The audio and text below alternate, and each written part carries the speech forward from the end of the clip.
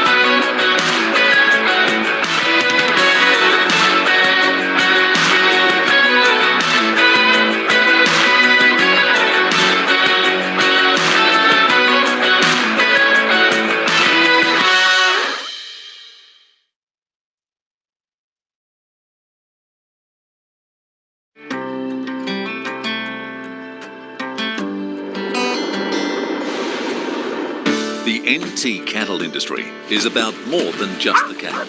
Lots of Territorians directly and indirectly rely on the cattle industry.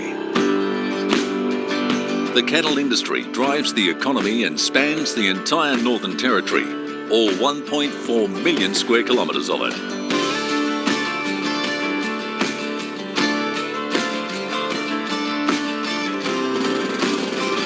That takes a lot of committed people, including all our regional centres, and covers a lot of open ground.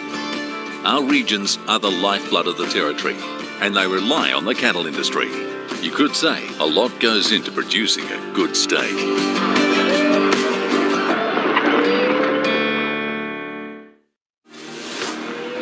I muster the cattle. I load the trucks.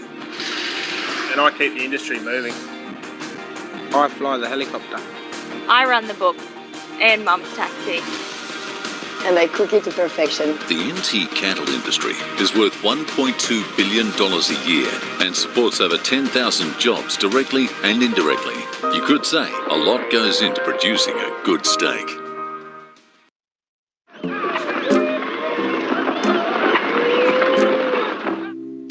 Heard that. Feeling precious about which one gets in the shot.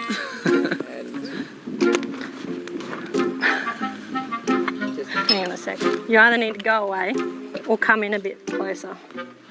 We mean business. In the front, party in the back. Oh, but just we'll just shoot some flies so they're not on your face. Good luck with that one. I breed flies in Central Australia. In a weld. Wells? Yep. and then open. Yeah. And open up and say, I make the equipment. Yeah, no worries. You all right? Yeah, we're good. Wait up, I haven't turned my welder on. What line have I got to give you?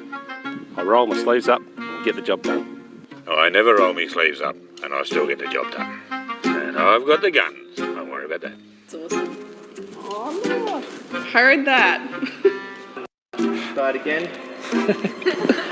It might be wise to do that whole thing again, but I don't know if you noticed it, but I had a fly in my arm.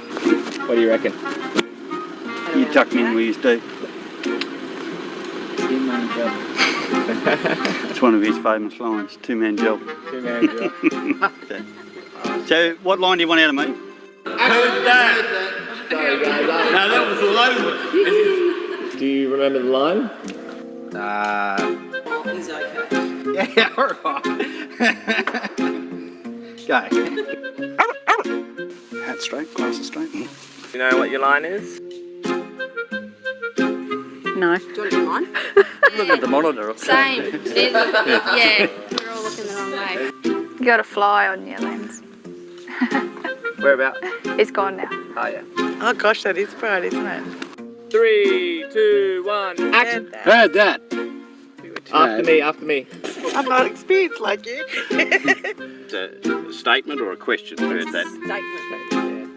Heard that. And keeping it serious. Getting serious.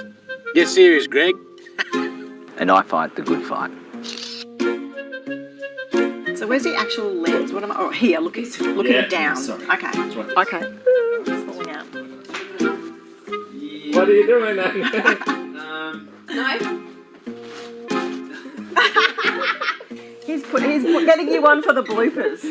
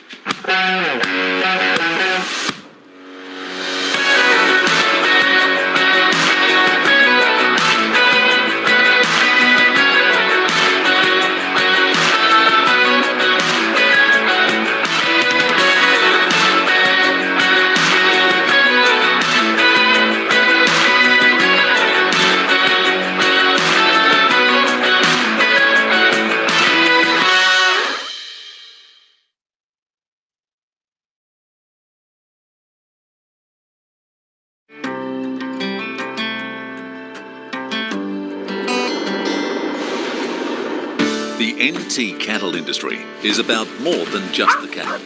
Lots of Territorians directly and indirectly rely on the cattle industry. The cattle industry drives the economy and spans the entire Northern Territory, all 1.4 million square kilometres of it.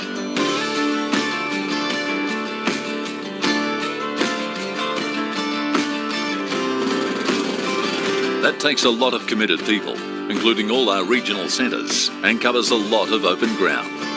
Our regions are the lifeblood of the territory, and they rely on the cattle industry. You could say a lot goes into producing a good steak.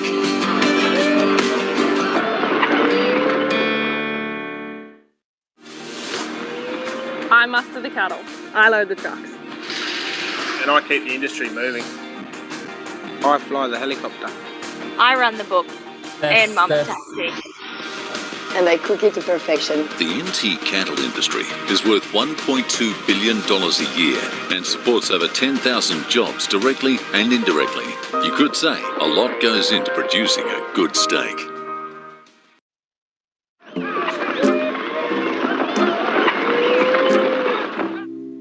Heard that. Feeling precious about the which one gets in the shot.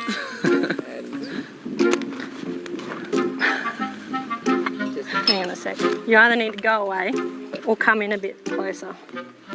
We mean business in the front, party in the back. Oh, but just we'll just shoot some flies so they're not on your face. Good luck with that one. I breed flies in Central Australia. In a weld. Wells. Yep. And then open it up. And open it up and say, and I make the equipment. Yep, no worries. You all right? Yeah, we're good. Wait up, I haven't turned my welder on. What line have I got to give you? I roll my sleeves up and get the job done.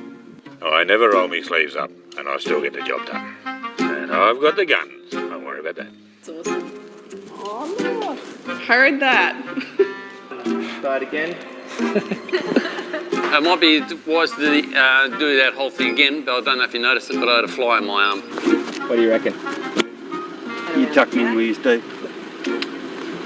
Two-man job. It's one of his famous lines, two-man job. Two-man job. Okay. So, what line do you want out of me? I heard that. Sorry, guys. No, that was all over. Do you remember the line? He's okay. Yeah, all right. Go. Hat straight, glasses straight. You know what your line is? No. Do you want to do mine? Look at the monitor. Same. Yeah, we're all looking the wrong way. You got a fly on your lens. Where about? It's gone now. Oh, yeah. Oh gosh, that is bright, isn't it? 3, 2, 1, action! Heard that. After me. I'm not experienced like you. A statement or a question? Heard that. Statement. Heard that. And keeping it serious. Getting serious. Get serious, Greg. And I fight the good fight. So where's the actual lens? What am I? Oh, here. Look, he's looking down. Sorry. Okay. Okay. Yeah. What are you doing then? No. he's getting you one for the bloopers.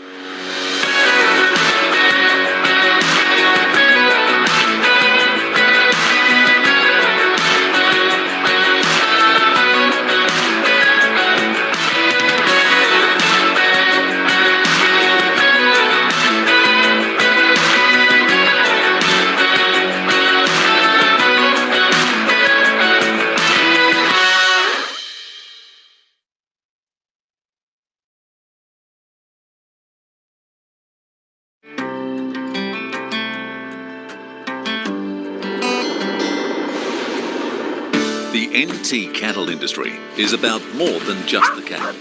Lots of Territorians directly and indirectly rely on the cattle industry. The cattle industry drives the economy and spans the entire Northern Territory, all 1.4 million square kilometres of it.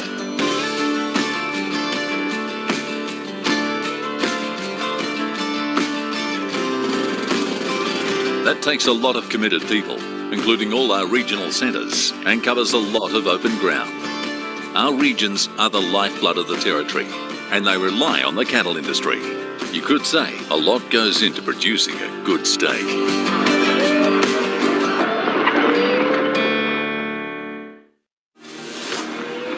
I muster the cattle. I load the trucks. And I keep the industry moving. I fly the helicopter. I run the books and Mum's taxi.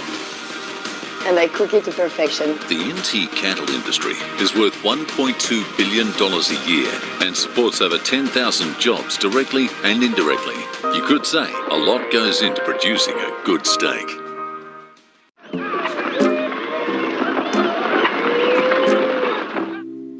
Heard that. Feeling precious about the which one gets in the shot.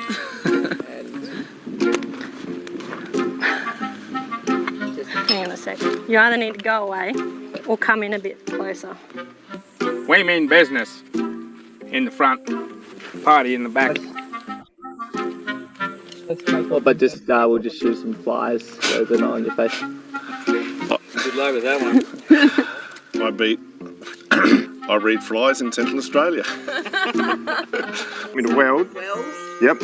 And then open it. And open up and saying I make the equipment. Yeah, no worries. You alright? Yeah, we're good. Wait up, I haven't done my welder on. What line have I got to give you? I roll my sleeves up and get the job done. I never roll my sleeves up. Hello, and I Bob. still get and I've got the guns. Don't worry about that. It's awesome. Heard that. It might be wise to do that whole thing again, but I don't know if you noticed it, but I had a fly in my arm. What do you reckon? You tuck him in with your Steve. It's one of his famous lines, two-man job. Two-man job. So, what line do you want out of me?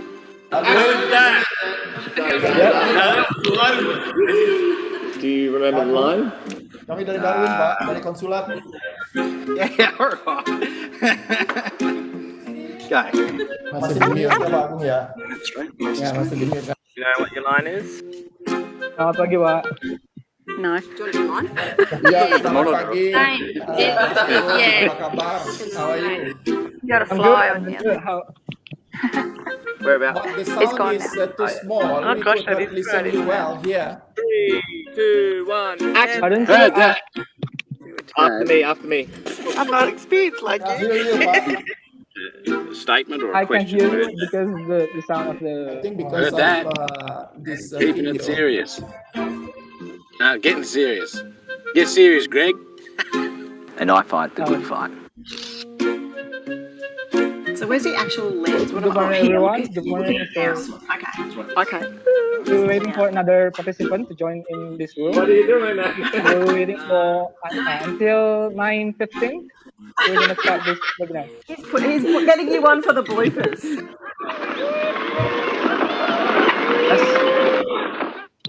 Yes.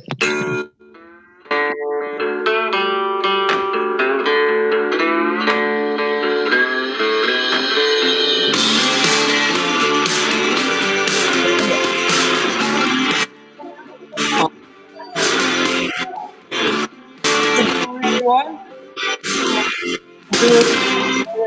webinar today.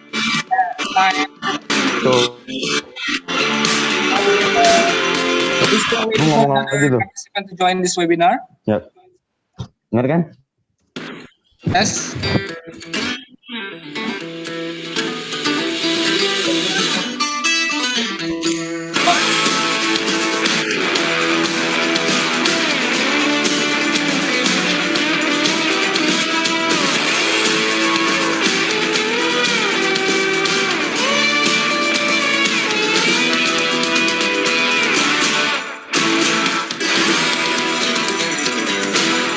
join.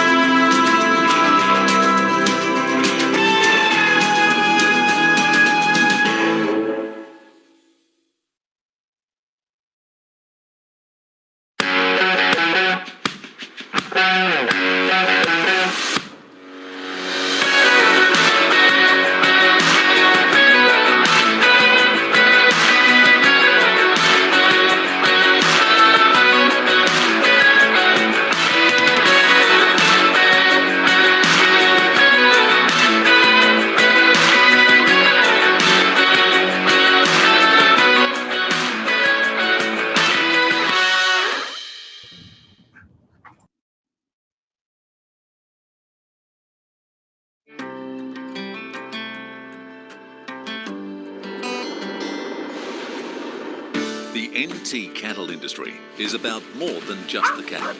Lots of Territorians directly and indirectly rely on the cattle industry. The cattle industry drives the economy and spans the entire Northern Territory, all 1.4 million square kilometres of it.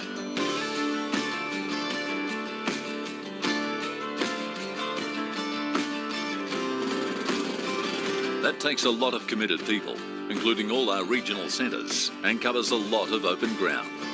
Our regions are the lifeblood of the Territory, and they rely on the cattle industry.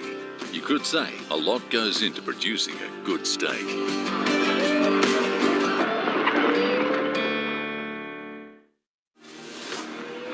I muster the cattle. I load the trucks. And I keep the industry moving. I fly the helicopter. I run the books and Mum's taxi.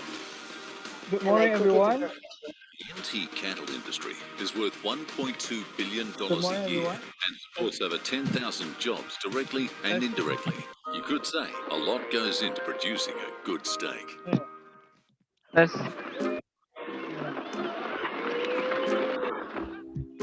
Heard that. Feeling precious about the which one gets in the shot.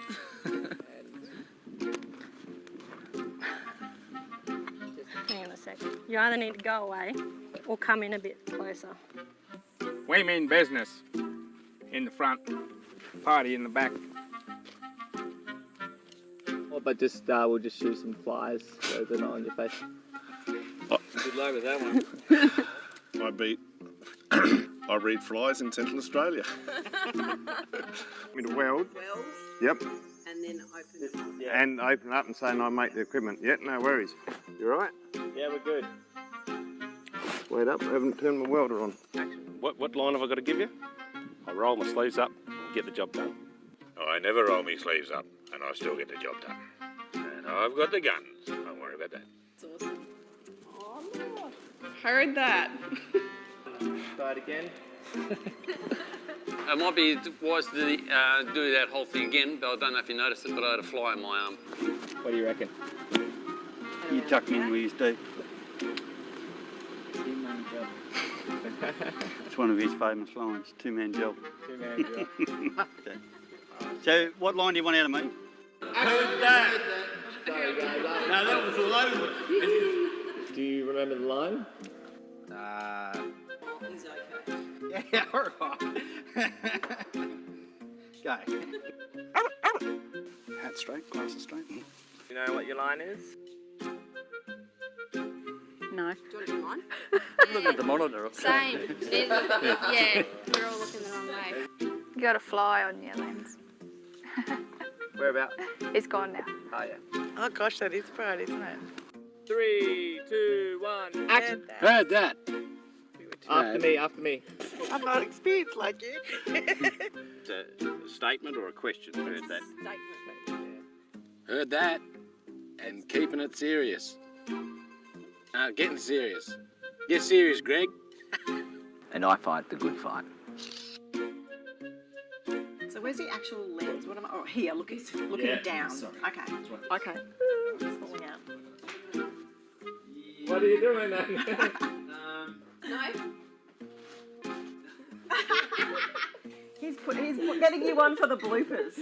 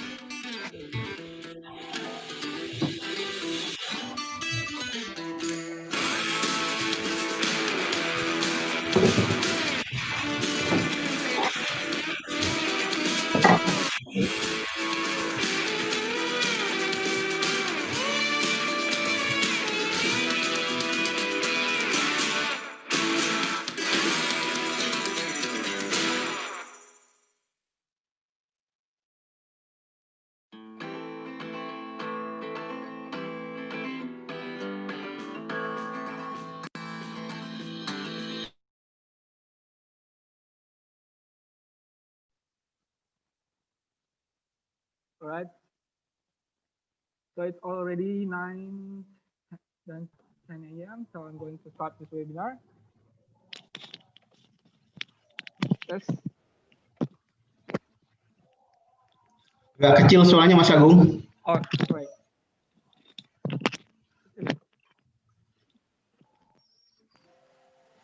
Yes. Okay, good. Okay. Sounds good, right? Yeah. Okay. So, good morning, everyone. Welcome to the second webinar series with regard to Indonesia-Australia Comprehensive Economic Partnership Agreement. Firstly, let me introduce myself. I am Agung Triatmojo, Master Student in Animal Science, Universitas Gadjah Mada, Yogyakarta, as well as NIAP alumni batch 2018.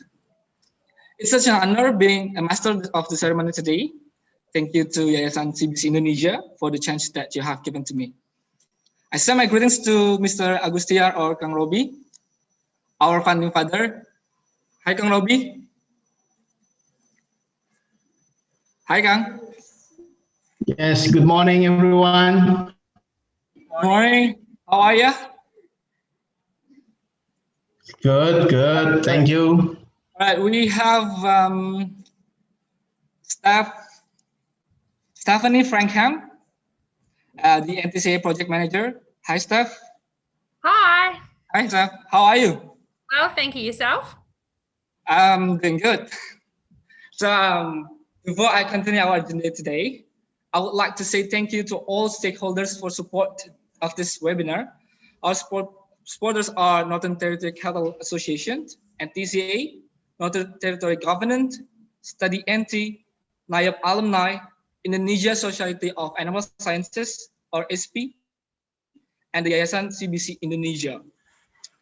As mentioned in our flyer, today's topic is about education and Northern Territory cattle industry. So we will explore education in Australia, especially in the Northern Territory. What is education system there? What is the role of education in the livestock industry or in the cattle industry? We will also discuss about the cattle industry system in NT, how management efficiency is carried out, and the challenge that maybe Indonesia and Australia face in the future. So therefore, we have invited the professionals as speakers in this webinar. First, we have Mr. Kulfan Avero as the head of mission Indonesian Consulate in Darwin. Good morning, Mr. Avero.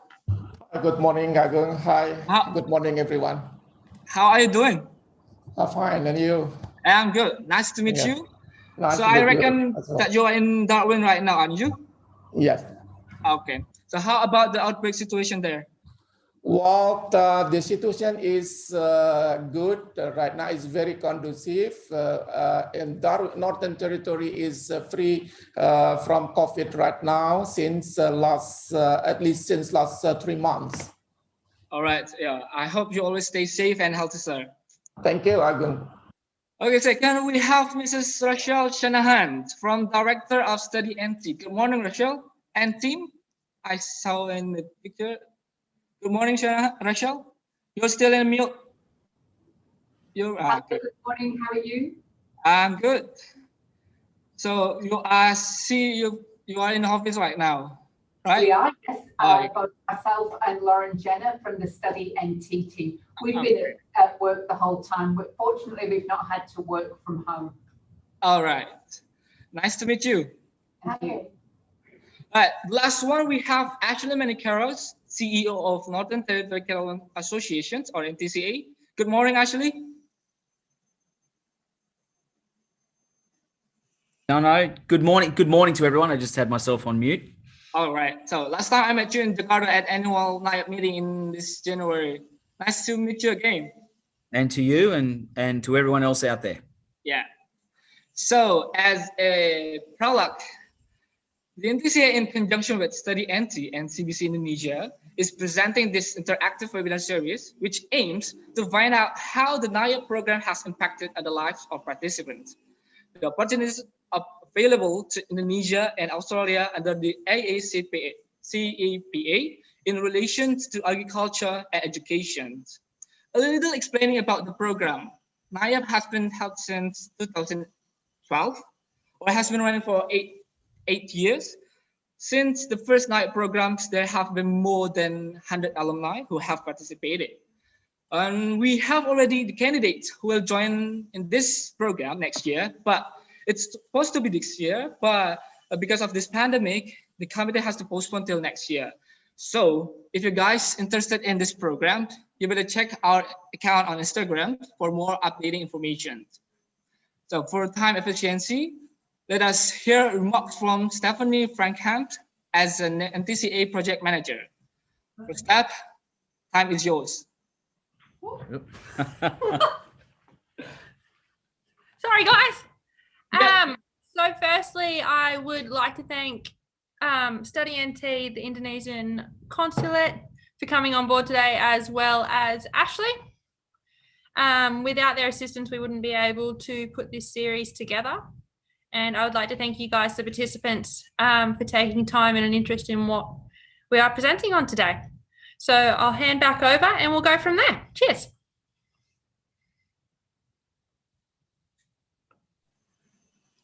All right, thank you, Steph.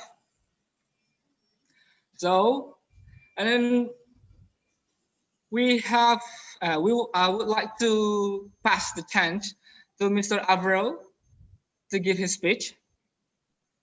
Mr. Avero, are you ready? Well, okay, screen is yours, sir. Yes, thank you. Hi, everyone. Thanks for being with us this morning for joining webinar with the topic education and Northern Territory cattle industry.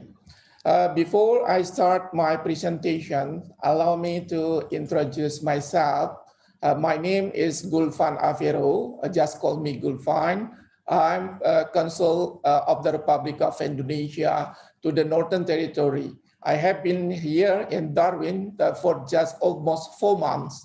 During my 4 months here in Darwin, I tried to learn the possibilities of cooperation that we could further develop with Northern Territory, in particular after the implementation of the Comprehensive Economic Partnership Agreement between Indonesia and Australia, which has been in effect since the last 5th of July 2020. Based on the facts that the Northern Territory is very potential to further develop cooperation with Indonesia, in particular in the sector of the education and agriculture, because we know that the Northern Territory is very strong in these two sectors. That's why the topic of our today's webinar is timely and in line with the implementation of the Comprehensive Economic Partnership Agreement, which is also popularly known as IASEPA. IASEPA has a broad scope of mutual benefit, making Indonesia and Australia's economy even more substantial. The IASEPA is also a historic agreement since it could bring our two nations closer together than ever before. IASEPA contains clauses on bilateral free trade, investment, skills, training, visas, property, investor arbitration, e-commerce, intellectual property protection. And under this agreement, we will remove tariff from nearly all Australian products exported to Indonesia. In contrast, all Indonesian products exported to Australia will be free of a tariff. This agreement will have a significant positive impact on the Australian products, such as frozen beef, sheep, meat, feed grains, sugar, dairy products, citrus, vegetables, and other products. I believe that through IASEPA, Australian farmers will have access market in Indonesia to export the live male cattle amounting to 575,000 cattle in year one after this agreement being implemented. The number will increasing 4% annual growth in volume, reaching 700,000 by year 6 after IASEPA is being implemented. Just for as an illustration, Australian live cattle export to Indonesia last year is more than 510,000 live cattle, and the Northern Territory shared as many as 255,000 from the total number of Australian live cattle export to Indonesia. Because of this, making Indonesia as the 5th biggest trading partners for the Northern Territory. That's why, for the sake of the Northern Territory cattle industry here, and for the support of the implementation of the IASEPA, we really hope that the continuity of the NTCA Indonesia-Australia Pastoral Program, which is also known as a NIEP. For Indonesia, this program is beneficial to keep the continuity of the supply of skilled workers to support the red meat industry in Indonesia. We know that this program is mutually beneficial for Indonesia and Australia, in particular to the Northern Territory. To this, we hope that the number of the participants of the program can be increased on the reasonable number, which is mutually agreed upon by both parties. Since I know that we could not continue the program this year because of the coronavirus. Through IASEPA, Australian companies would be permitted to hold majority stake in Indonesian telecommunication, transport, health, and energy companies. Australian university will also be allowed to open Indonesian campuses. Additionally, hundreds of Indonesians will also be able to engage in 6-month work training opportunities in Australia. At the same time, 6 years after this agreement is implemented, young Indonesians will receive access to work and holiday visa, increasing the number from previous 1,000 to annual total of 5,000 a year. Well, IASEPA has also applied the powerhouse concept. Through this concept, both countries have an exciting opportunity to work together to increase the competitiveness production here in Indonesia and to boost export collaboratively products into the country markets. Under the Indonesia-Australia powerhouse concept, our companies will use inputs from both countries to add value and to create high-quality products that are in demand around the world. all these benefits support each other. And this is where the essence of the ISEPA is. Not only talking about export, but also passing the economic wheels to be healthier. This agreement also provides new opportunities for our teachers and our students, our people to stand side by side, to learn from each other, to create and build prosperity together. That's why, in line with the vision of our President Joko Widodo to develop Indonesia's human capital, through IUSEPA, Australian vocational training providers can take the opportunity to implement this vision, because through President Jokowi's vision, the Indonesian government will strengthen Indonesia's education and training system to upskill our young and dynamic workforce, preparing them to be better for the resilience of our economy. I'm sure that Australian training providers who are consistently ranked amongst the world best are well placed to support our government agenda. Such training will be useful to keep the quality of our human capital, among others, tourism workers, steel workers, our farmers and nurses. In addition to this, education and training opportunities is an essential priority for Indonesia to keep secure our increased levels of investment, to stimulate our economic growth. Since the spirit of IUSEPA is mutual benefit, we encourage further Australian investment in Indonesia by providing more certainty for Australian investors. Thank you. Right. Thank you, Mr. Avro. So for all the participants, if you guys have a question, please write down in the chat box below, and I will ask them your questions. And the Q&A or the discussions we'll be doing in the last sessions. And during Q&A sessions, you can click raise hand on, or you can unmute your microphone. So it makes me easier to recognize the participant who wants to ask directly to our speakers, if we still have enough time. And then we give a chance to our second speaker to present her presentation. This time we will talk about education. Rachel, so you have around 20 minutes. I hope it's time enough for you to explain your PPT. So are you ready, Rachel? Yes, we're just going to load the presentation. All right. Just one moment.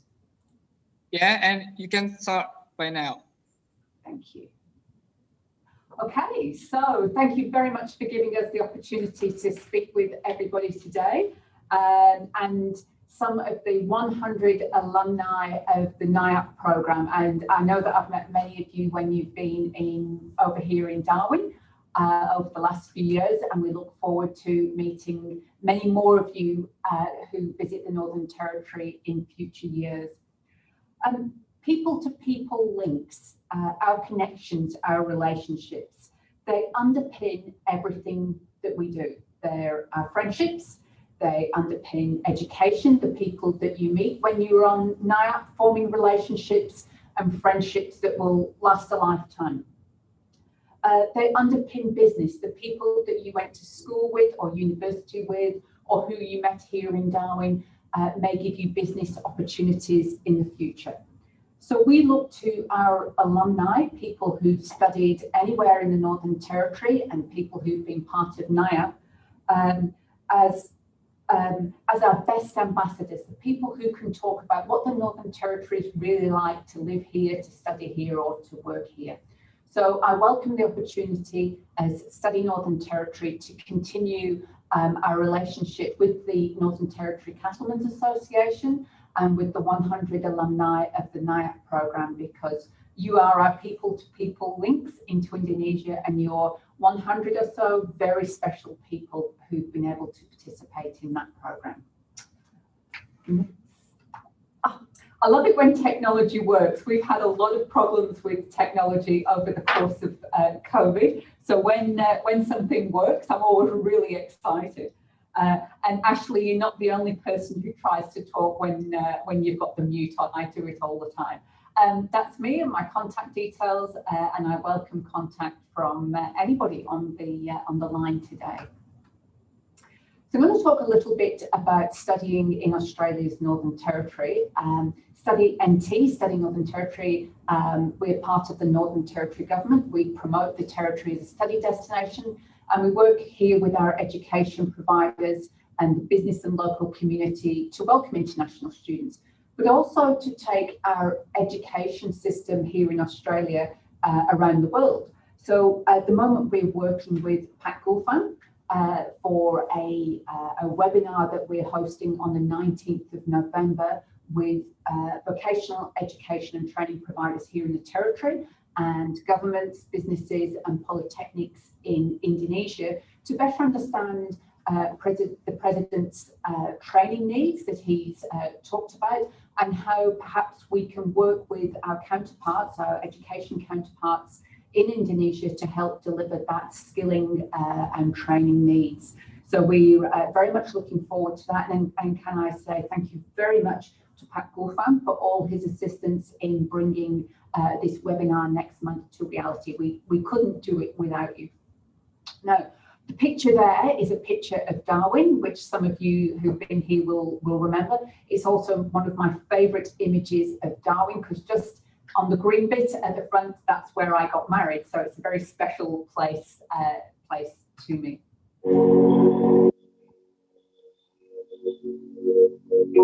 There's a place where anything is possible. One place left in the world with enough silence for your voice to be heard. And enough space for your ideas to come to life. A land alive and inspiring, where we don't just dream of achieving, we thrive on it. In the territory, thinking big is nothing new. It's what we do.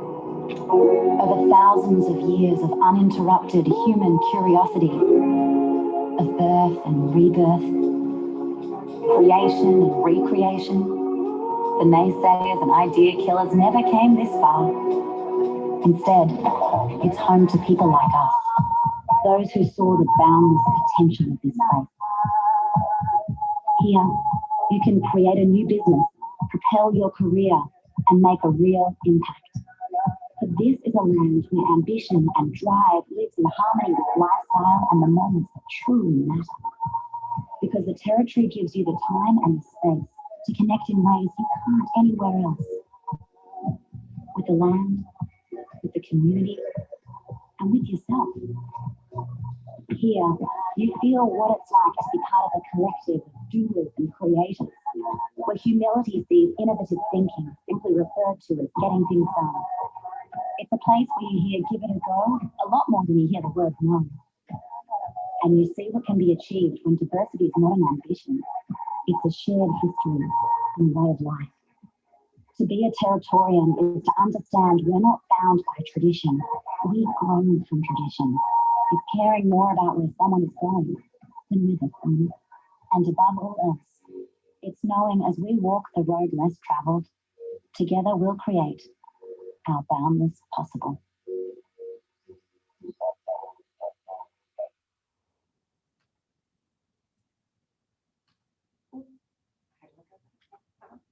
That's how we see ourselves, as having lots of opportunities.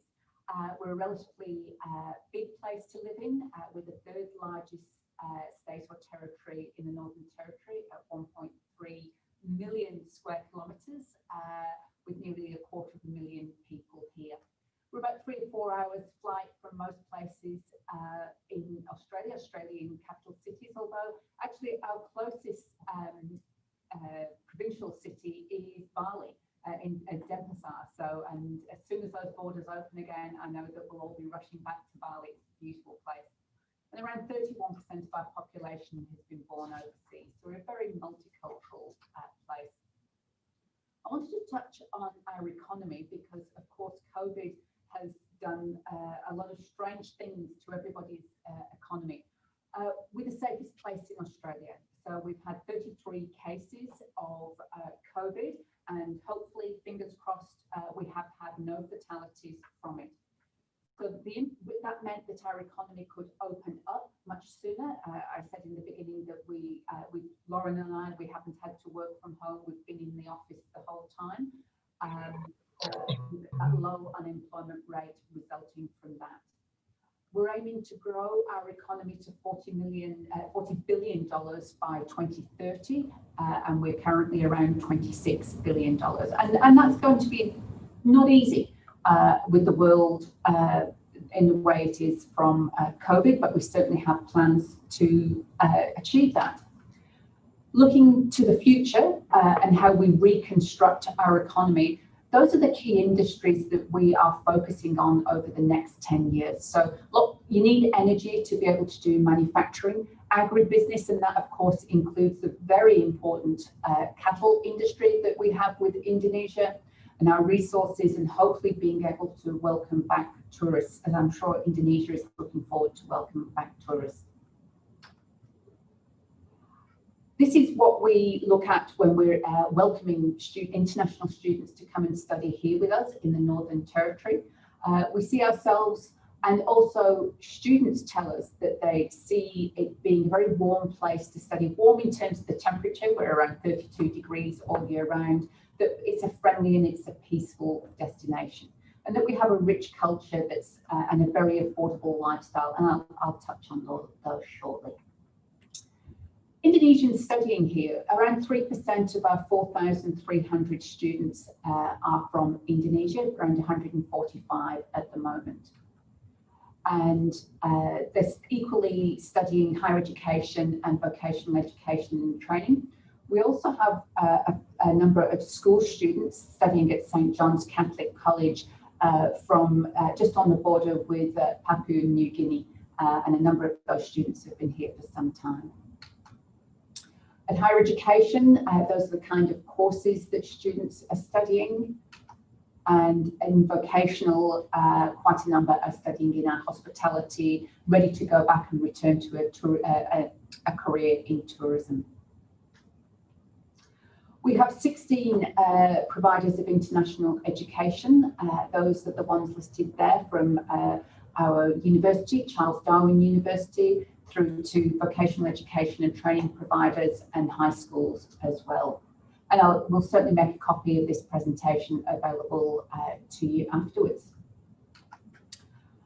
This is what students and agents, international student recruitment agents, say what the Territory has to offer if you chose to come and study here. And we'll look at each one of these in just a little bit more detail. Higher paying jobs, both during study and for those students who choose to stay back afterwards on various visas that are available, the post-study working visas. And Charles Darwin University is the #1 university across all Australia's universities for graduate outcomes, getting a job straight after graduation, and the second for the highest paid jobs after graduation. So that's really a really good outcome for Charles Darwin University. Very multicultural, people from over 100 nationalities here in Darwin, which makes for a real diversity of food offerings. But of course, there is a lot of restaurants and cafes that serve halal food, so you'll always be able to find the right kind of food for yourself. We're very close to Asia, and I said Bali is only a couple of hours away from here. And I think that map really brings it home to me just how close we are on Asia's doorstep. Tropical nights, warm, balmy nights. Our students talk a lot about the sunsets and how beautiful they are. And that's one of the images that students sent and said, look, this is how nice we think Darwin is. We are a capital city. We're relatively small to the millions of people who live in perhaps Melbourne and Sydney, but there are genuine opportunities here for work, and this is one of our students undertaking an internship. So many of the courses that are available if you studied here have an internship where you've got to go and get workplace experience within your study area. And again, students and sunsets. talking about how natural it is and it's a very clean place to live. Easy to get around. There's Grace on one of the scooters that you can get around the central business district in. And students talk a lot about how cheap it is, $7 a week for a bus pass compared to other jurisdictions which are much more expensive. So the students do say it is a relatively cheap place to live. And easy to make friends, easy to connect. We have a lot of events and activities that give students the opportunity to meet each other, which I'll touch on. Talking a little bit about COVID, and of course, when COVID hit back in February, a lot of businesses closed temporarily, and a lot of our international students and temporary visa holders became unemployed, like many Australians did as well. So the Northern Territory government established a $5 million worker and wellbeing fund to give immediate emergency assistance to international students in the form of cash payments, food as well. Established a Territory Jobs Hub to get people back into work and to bring employers together and people who are looking for work. Two student organisations, Kindness Shake and Bayanihan, established themselves to provide additional food support to people, food, groceries, personal items, to really make sure that people were okay. Study NT gave out additional wellbeing grants, $250,000 over the course of the year for events and activities to keep students connected to each other and to the community. And in recognition of what Charles Darwin University have done with their emergency response, they're a finalist in the AFR, or Australian Financial Review Higher Education Awards. So that's really quite high praise for our university. There's a little quote there from our Chief Minister who, when he launched Kindness Shake, the student organisation, back in April this year, he said, "We care about you. And as a government, we are here to do what we can to help you." And the image there is of Michael Gunner, our Chief Minister, on the right, with Ben Pavida on the left, who leads the Kindness Shake. So a really strong commitment from the Northern Territory government to make sure international students are okay and well looked after during COVID. Some information there on the average living costs of living here in Darwin. Accommodation, the full range of accommodations, including homestay. We call it a soft landing, particularly for adult students who may come to live with a Territory family when they first arrive and then move out into the private rental market with friends that they make. The things that Study NT do, I'll touch on those now. We do welcome events, both in February. On the left there, that's at Parliament House. That's Frank with a rather large snake wrapped around his neck. We have various animals there that students can, Territory animals, small crocodiles, snakes, birds for people to say hello to. We also have the Reconnect Festival down at the Darwin waterfront in July to welcome students who come for second semester. Darwin Student Space in the Smith Street Mall in the Central Business District, a safe and welcoming space where we run workshops. Some examples there of the workshops that we run. Is co-located with a skills recognition centre where you might go if you have other skills that you'd like to be recognised in Australia. There are scholarships available at every level of study. We provide those, Study NT provides those scholarships in partnerships with our education providers, and further information on those and how to apply are available on the Study NT website. And the grants program, the International Student Wellbeing Grants program that I mentioned, those are some of the events that we fund, and it's in recognition that your learning is not just in the classroom, it's outside the classroom as well. It's how you learn to meet people. It's forming those people-to-people relationships that are really, really important as part of your education. Our ambassador program, which Lauren runs, So this is quite a competitive program. We have 25 places each year.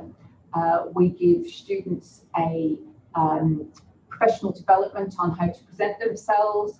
And here is one of our ambassadors just from a couple of weeks ago presenting at a session such as this, talking about their experience of living in the Northern Territory, working and studying here. And it's a really good experience for them because sometimes it takes a bit of confidence to get up and talk to people, even over Zoom. But under normal circumstances, we ask our ambassadors to present in front of a room full of people. And every time they get that kind of experience, to say it's absolutely fantastic. And we think of it as a real world experience and the kind of things that they'll need to do when they get into the job market. So lots of experiences like that that we work with ambassadors on. Those are the contact details, and there's a team on the right with some blow-up crocodiles. The territory is quite famous for crocodiles. And I'd just like to leave you with that absolutely spectacular image of Australia's Northern Territory. So thank you very much for the opportunity to speak to everybody today. Right. Thank you, Rachel. What an interesting information it is. So for whom interested in continuing your study in Australia, you can prepare and keep your questions to Rachel later. So buat teman-teman yang ingin bertanya, bisa menggunakan bahasa Indonesia, nanti tim kami akan mentranslate-nya ke dalam bahasa Inggris, atau nanti bisa di chat aja, ditulis ke dalam chat, dalam bahasa Indonesia tidak apa-apa, nanti akan kami bantu untuk translate. Thank you. So, last but not least, we invite Ashley to give his speech. So he will talk about the NTCA industry. Since he's CEO of NTCA, I reckon he has a lot of knowledge about NTCA industry that he can share with us. So Ashley, are you ready? I am. Thank you. I please you to give your speech. Thank you. I'll just open up my screen so that everyone can see it. You just want to make it so that it's like normal big slide.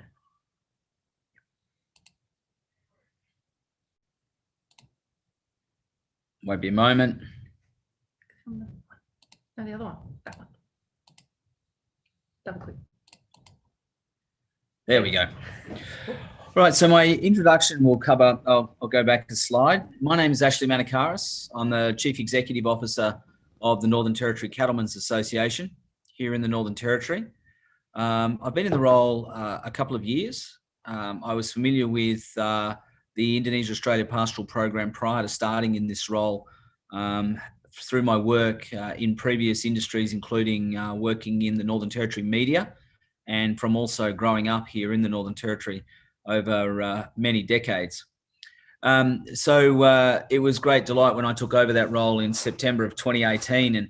And interestingly, one of the first things I had to do was within a week or two of starting in the role, I was part of the reciprocal tour back to Indonesia with the host stations that had looked after the NIAP students.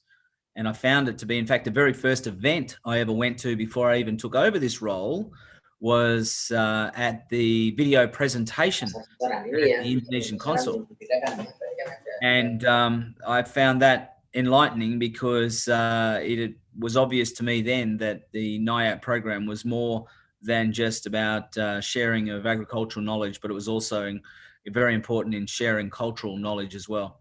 So I'm going to give you a bit of a background on the introduction to the NTCA and the NT pastoral industry, the importance of the bilateral relationship between Indonesia and Northern Australia, the history of the Indonesia pastoral program and its ability to strengthen this relationship, and an outlook for the Northern Territory pastoral industry and the opportunities under IACEP, IACEPA, which has already been outlined to you. So the NTCA is an industry group. We were established in 1984 here at a meeting in a place called Tennant Creek, which is about 750 kilometres south of Darwin, about 550 north of Alice Springs. And the basic charter of the NTCA is to advance and protect the interests of cattle producers in the Northern Territory. The Northern Territory over many decades has created a live export market with Indonesia. And the NTCA has been at the forefront of ensuring that development occurs. So the Northern Territory, as you can see from that map, the yellow areas are in fact pastoral leases, and pastoralists in the Northern Territory manage approximately 45%. It's actually slightly higher than that of the NT's land mass, and it's closer to 700,000 square kilometres. The purple area that you see is Aboriginal Land Trust land, and the 1% is actually freehold. So the yellow is pastoral lease and the purple is Aboriginal land. So some of our raw numbers, and you would have seen the videos at the start there, our herd is estimated to be at 2.2 million, which is slightly less than 10% of the Australian herd. I would suggest to you that actually number is probably a little bit lower at the moment because of the extreme climatic conditions, which many of you on this would have already experienced from the dry, humid weather that we've experienced. And for a number of seasons, we've had below average rainfall. The landmass I've already talked about. And the NTCA is actually responsible. Its membership actually looks after about 90% of the Northern Territory's herd. Out of that, we turn off a substantial amount of cattle. We export roughly 400,000 head annually out of the Northern Territory port, out of the Darwin port to Southeast Asia, and primarily that market is Indonesia. And each year, on the back of the live export, roughly 26 million Indonesians are eating Northern Territory beef. That source is from the Meat and Livestock Australia. I think in 2017 or 2018, the Darwin port was the busiest live export port in the world. And so from that point of view, given the size of the Northern Territory's population, given the size of our herd, and we represent basically 40% of all of Australia's live exports, we are a part of Australia that, to use a sporting analogy, boxes well above its weight. And we have a lot of influence, input and provision to that Southeast Asian market. And primarily because of points that Rachel made in her address, which is that we are strategically located in regards to Southeast Asia. In fact, it is quicker for me to fly to a Southeast Asian destination than it is for me to fly to the nation's capital, which is around just over 4 hours. So I can be a long way from Darwin to the north in a 4-hour period. Very important when it comes to an industry like beef and like live cattle. So the North Australian landscape is ideal for breeding tropically adapted cattle. And that's why, for example, the Brahman is a very popular breed here in the Northern Territory, and why we have such a strong relationship with Indonesia because of that genetic breed. One of the benefits of the Brahman is that they are smaller boned and that they have a leaner meat, less fat content, which means that the meat yield can be improved. Unlike some of our southern breeds, the British breeds, whether that be your Herefords or your Angus or your Charolais, so that they are bigger boned, which adds to the weight. So the yields can be slightly less than you'll find with a Brahman. The difference between the two, however, is that the weight gain of a Brahman can take a little bit longer than you would have with one of the British breeds. So we've got the landscape to be able to breed cattle, and because we are basically rangelands grass-fed cattle, we don't have a feedlot system in the Northern Territory of substance. Now, conversely, in Indonesia, feedlots are a tremendous food source with their access to their great food source, and the expertise that has been developed in Indonesia around the feedlot network has actually complemented the relationship and been a big reason why the relationship between Australia and Indonesia continues to grow strong in the beef sector. What you do in Indonesia, can I say, I'll give this as an anecdotal feedback.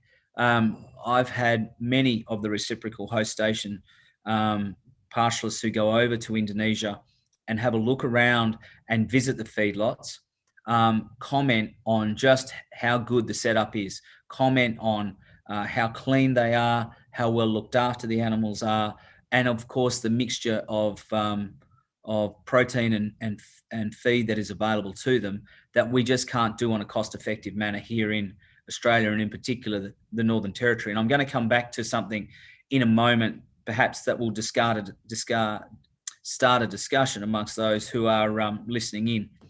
So the Northern Territory Indonesia-Australia Pastoral Program was initiated in March of 2012. There was an MOU signed between the NTCA, the Indonesian Society for Animal Science, and associated Indonesian universities. NIAP is funded by the Indonesia-Australia Partnership on Food Security in the red meat and cattle sector. It comprises government officials from Indonesia and Australia, and the business and investment community and relevant stakeholders associated with red meat and the cattle sector. NIAP has continued successfully since 2012 with widespread media coverage and a large social media following. And I think the number of people who are participating in this webinar and the alumni that have developed over time, I think is proof of that. As an added benefit, and one of the reasons behind it, there's a couple of positives that come out of it. First of all, we are potentially dealing with the future leaders of the beef industry in Indonesia and establishing those relationships early. That is incredibly important for both countries moving forward over the years ahead.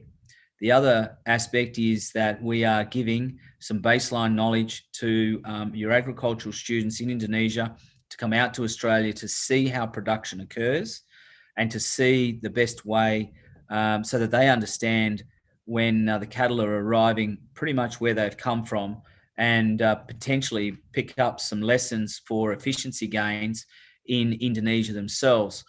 Now, it's an interesting point.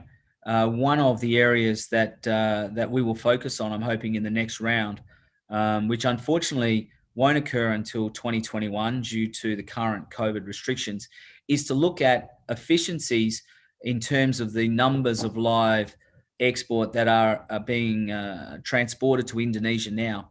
And by that, I mean, you are already accepting this year, to give you an idea, we expect that Australia will have exported 500,000 head of cattle to Indonesia alone.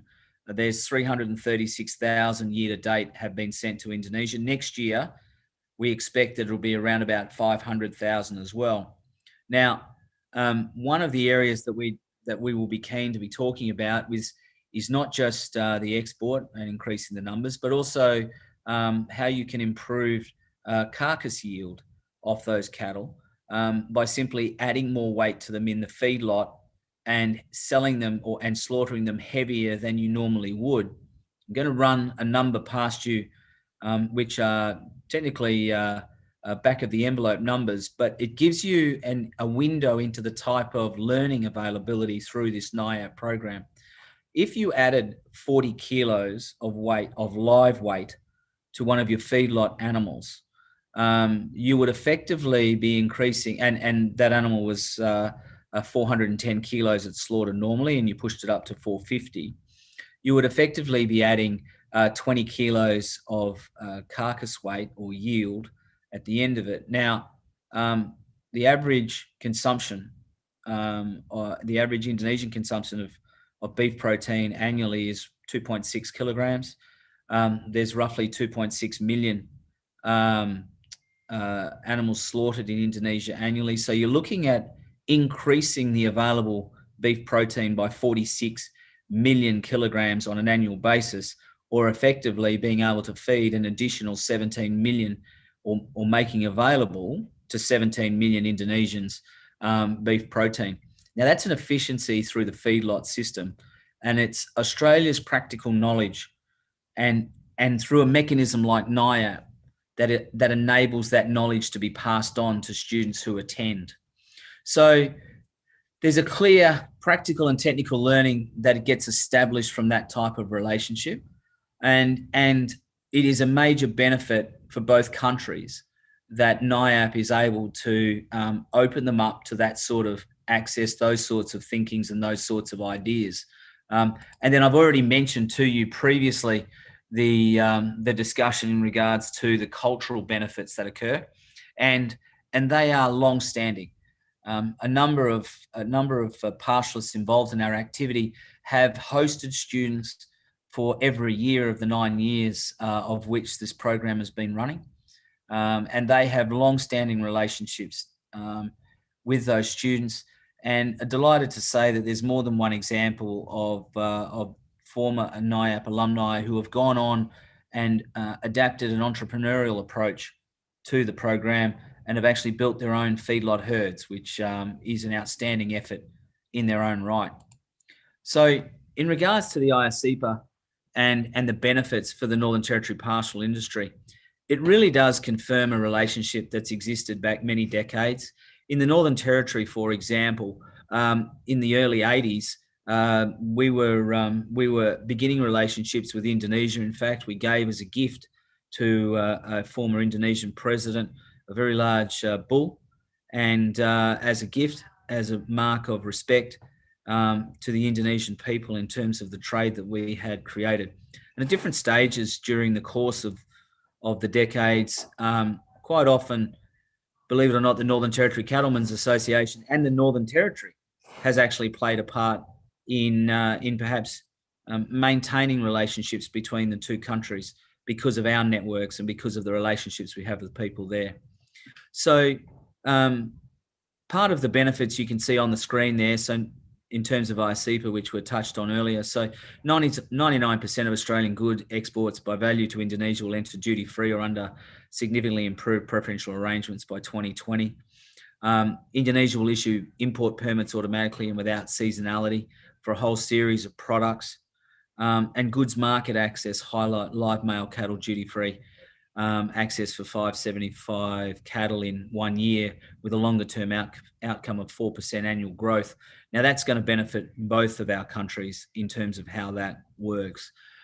What I will say to you is on the back of that, there is some other proposals that are coming in, including, you may have heard it in the media, of a omnibus bill. And that is going to create for Northern Territory and Australian investors into Indonesia a level of certainty, and probably generate some greater investment by Australians into Indonesia and into the beef sector at some point. But like all investment, they are about timing and opportunity. But one thing is for certain, the Northern Territory and Indonesia have a long-standing relationship that goes back many decades. Programs like NIAP merely strengthen that relationship further, and they do it through identifying future leaders and giving them access to valuable knowledge that they might not otherwise get.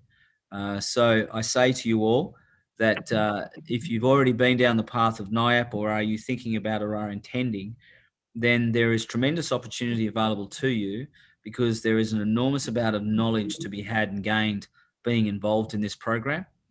And we're ready to actually share that knowledge, because it is in both our countries' interests to be able to do that.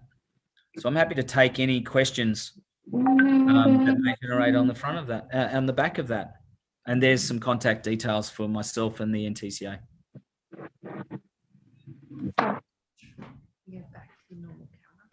All right, thank you very much, Ashley. So before we continue our discussions, so we can take a picture together of everyone who has attended in this webinar, and all the participants, you can turn on your camera. Yep, we can take a picture together. So Salma or Hilman, maybe you can help me to take a screenshot.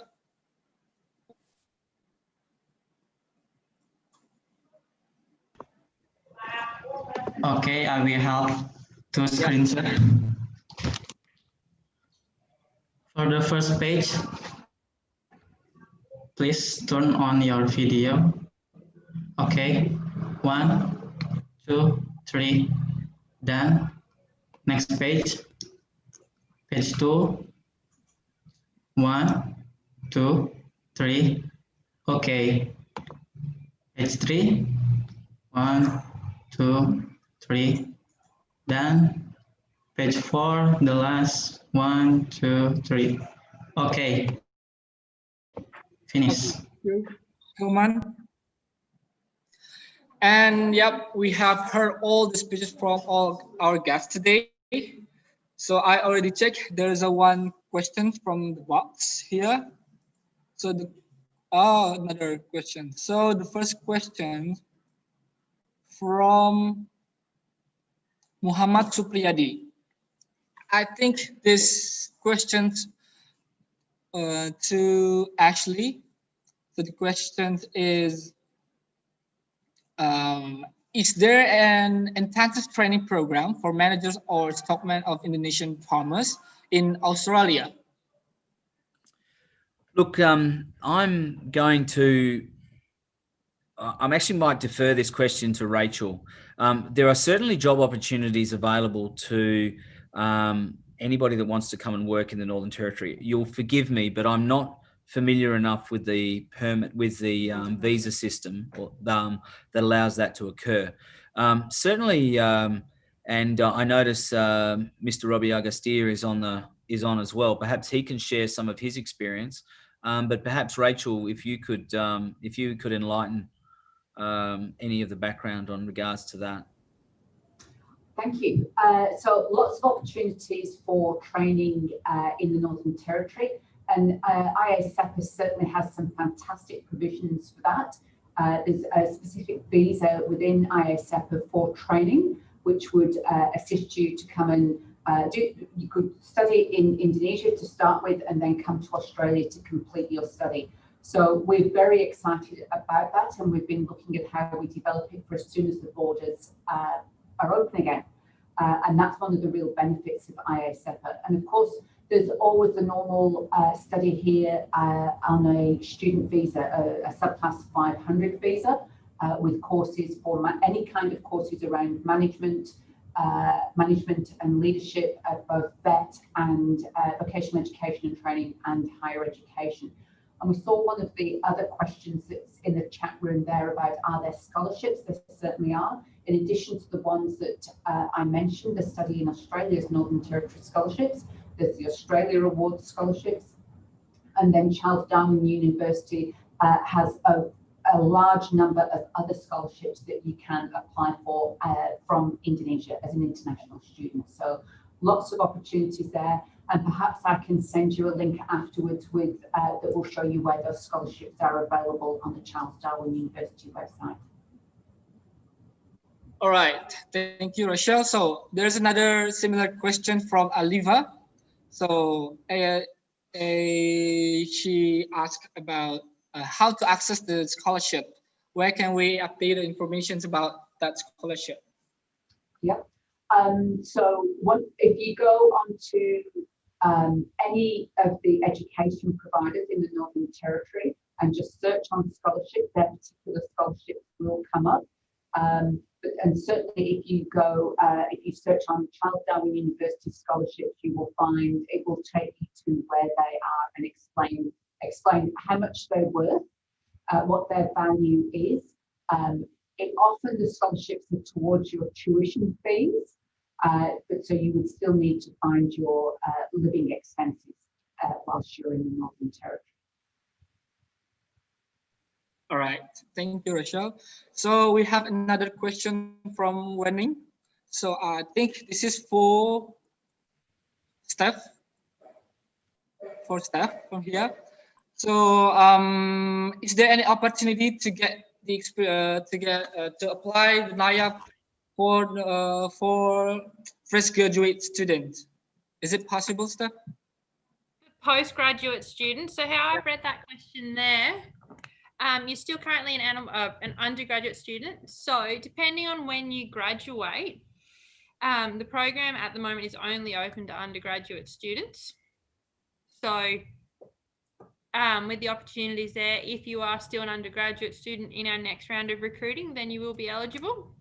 But unfortunately, if you are a postgraduate student, the NIAP program at this stage isn't open for postgraduate students. However, there is other programs through the Red Meat and Cattle Partnership for postgraduate students to apply for, and I'm happy to share that information.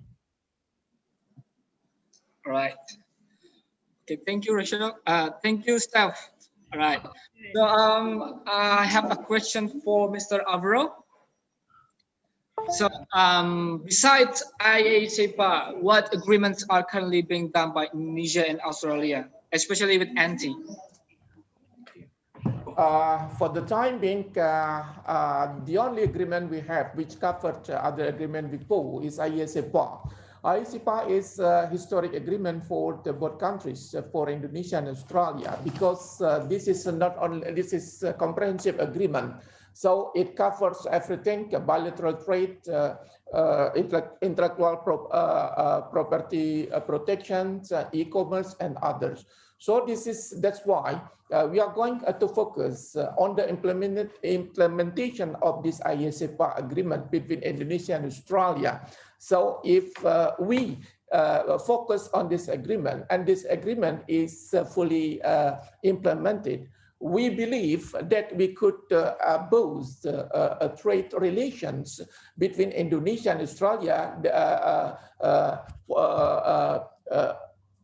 good if we compared with before. So that's why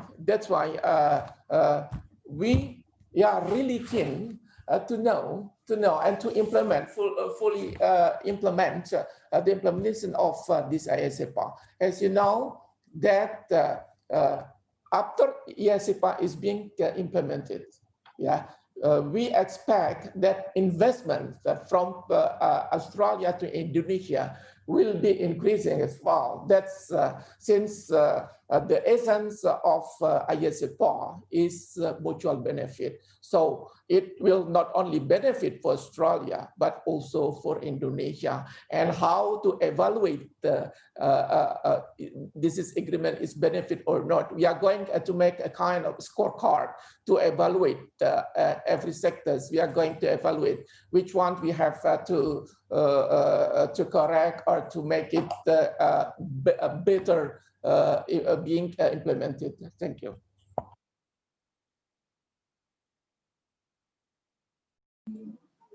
All right, so I have another question for you.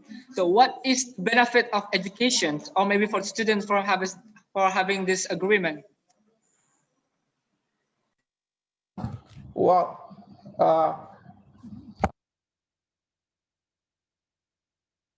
benefits. Well, for information which I have informed before, under the IACPA, Australian government will be giving the opportunity for Indonesians work holiday visa to work in Australia up to 5,000 students. So before we have this agreement, the number is only 1,000 only students.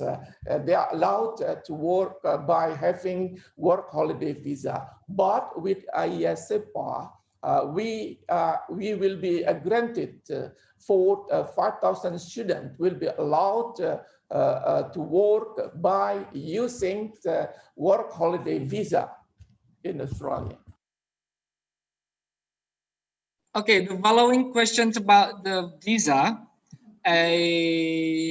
How can the government encourage Indonesian workers to use the working visa scheme instead of working holiday visa?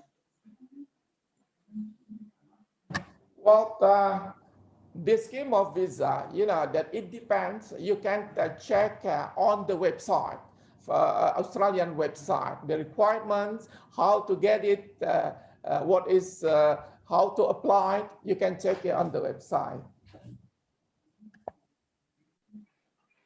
Right, thank you, sir. So we have another question for Rachel.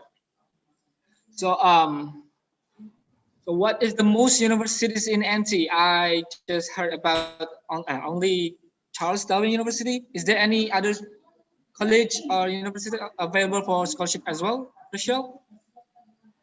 Yes, so most of our education providers do offer scholarships. In addition to the Study in Australia's Northern Territory scholarships. So I think the first thing that you should always look at is what's the course that you really, really want to do?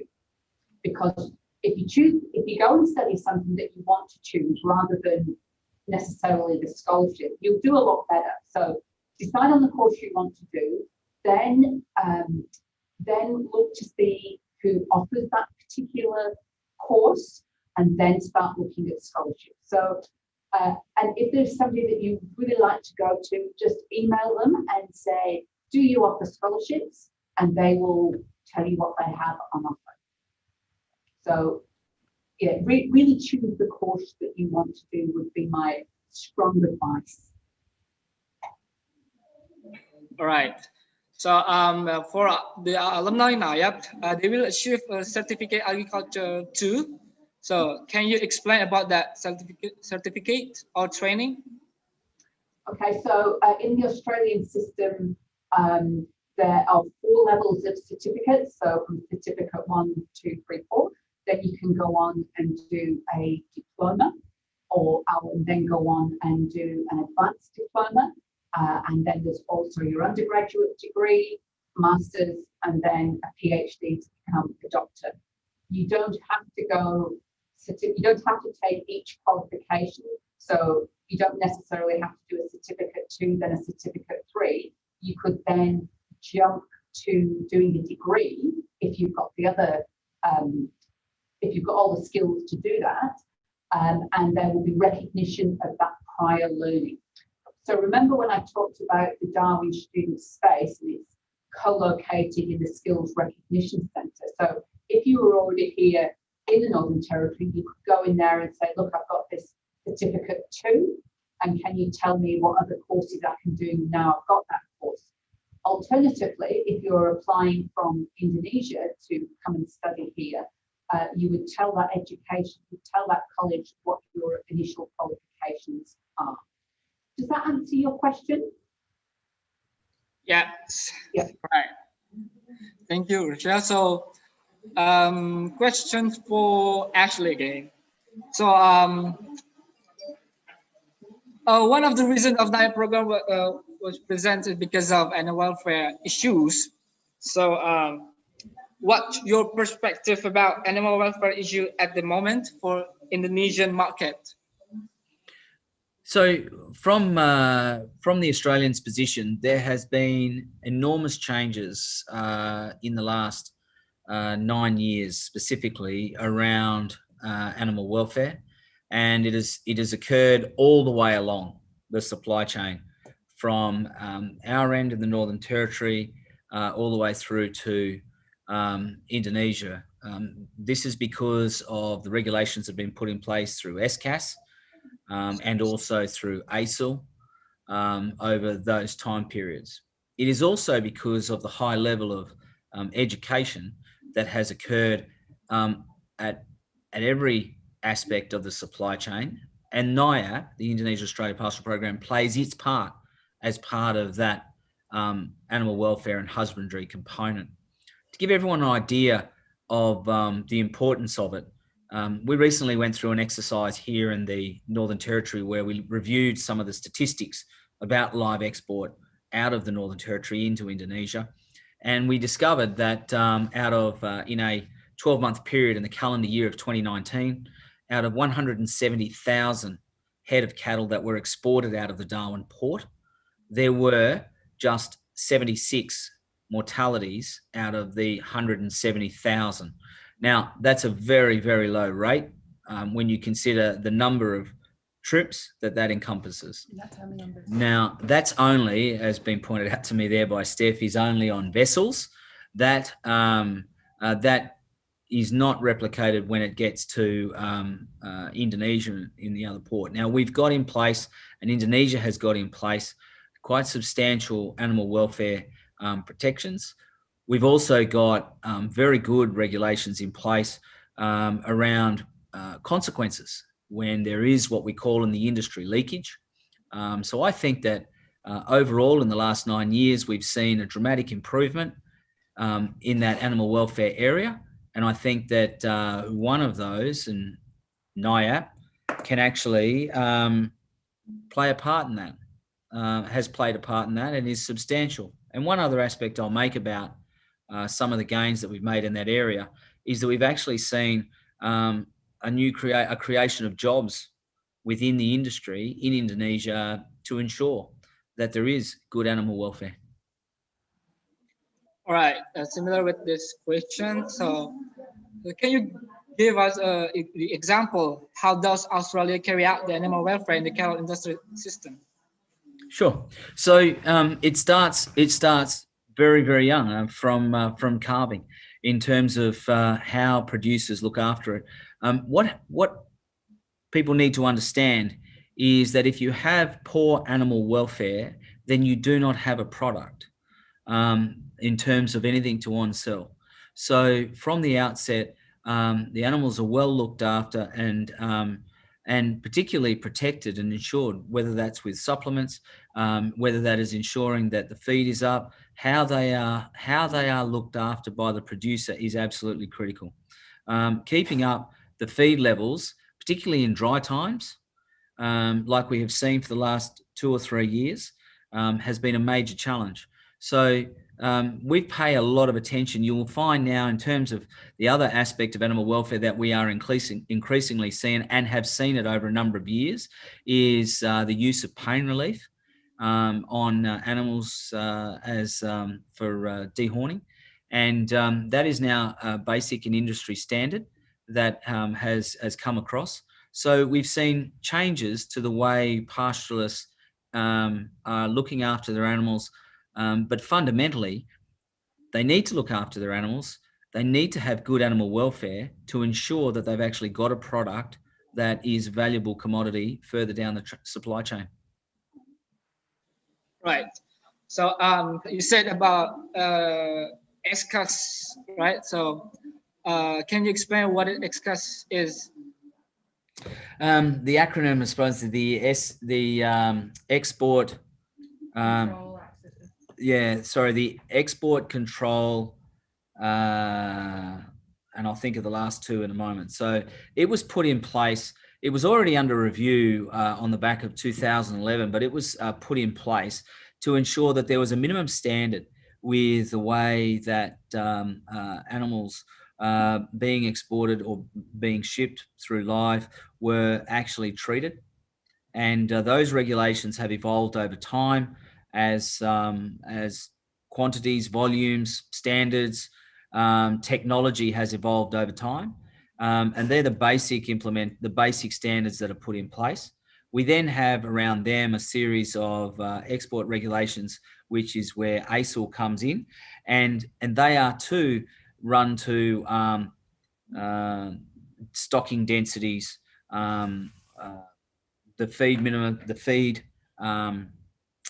minimum standards that have to be met, and that the animal welfare minimum standards that have to be met as part of those regulations.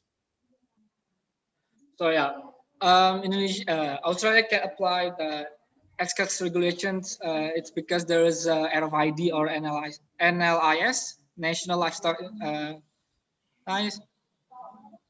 National Identification Livestock, right? About that. So my first report was about the cattle identification system. So does NTCA know about cattle data in NT from the government? Sorry, could you just repeat that last part? You just broke up a little bit. Also, does the NTCA know about cattle data in NT from the government? Look, the short answer is yes. So the NLAST tag system is an identification system that we use in Australia, and we can track an animal all the way from the Northern Territory or from the pastoral property the cattle stations come from to its final destination in Indonesia.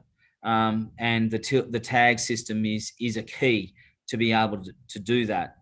In terms of data, though, the data that receive out of those NILS tags is very basic.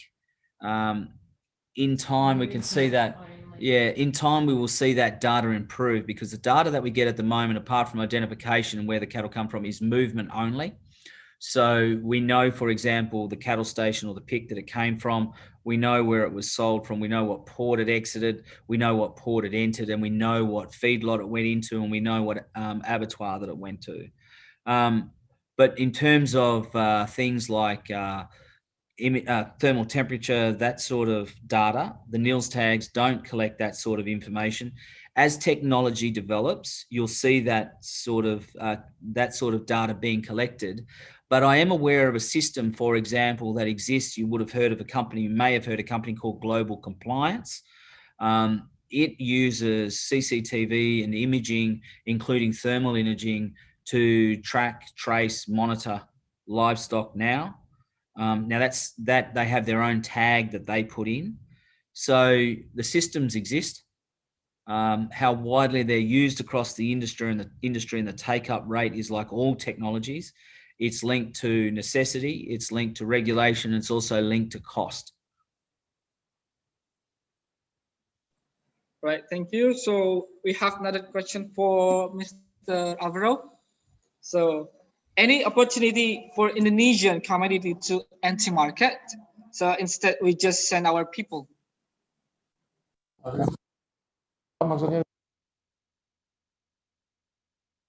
Yes, could you repeat your question, please? Yes. Excuse me, could you repeat your question, please, Pak Agung? Yep. Any opportunity for Indonesian community to enter anti-market? Instead, we just send our people. Well, this is one of target we are going to do in Australia. We are going to empower our diaspora to boost our economic relations between Indonesia and Australia. And for information that for the time being, there are many Indonesian diaspora having a business in Australia. Unfortunately, most of them are located in the southern part of Australia, not in the Northern Territory. So we are going to encourage Indonesian having patient in business in the Northern Territory to develop their business. And we are going to also encourage them to increase, to help the government of Indonesia to bridge the communications between business community in Northern Territory and Indonesia. And we also encourage our diaspora living outside the Northern Territory to also help to boost economic relation, trade and trade investment relation between the Northern Territory and Indonesia. All right, thank you. So we move to Rachel.